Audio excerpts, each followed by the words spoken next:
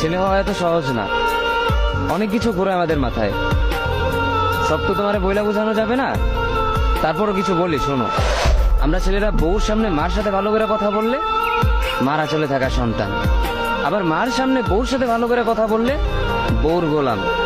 নিজের ছেলে মেয়েদের যদি মারি আমাদের দয়া মায়া নাই, আর ওই ছেলে মেয়েদের যদি কিছু না বলি আশকারা দিতেছি। নিজের বউরে দিয়া যদি জব করাই সেই ক্ষেত্রে আমি বউর কামাই খাই, আর যদি বউরে দিয়া জব না করাই আমি সন্দেহ করি। সারাদিন ঘরের বাইরে থাকলে আমরা ভাদাইম্মা, আর যদি ঘরের ভিতরে থাকি তাহলে বেকার, কাজ কাম নাই।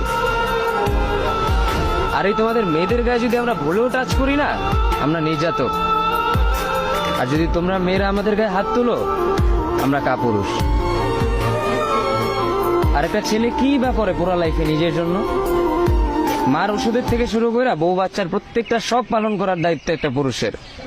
কিন্তু কি লাভ এত কিছু কইরা? দিন শেষে একটা ভুল করলেই সবাই ভুলা যায় যে কে কি করছে তার জন্য।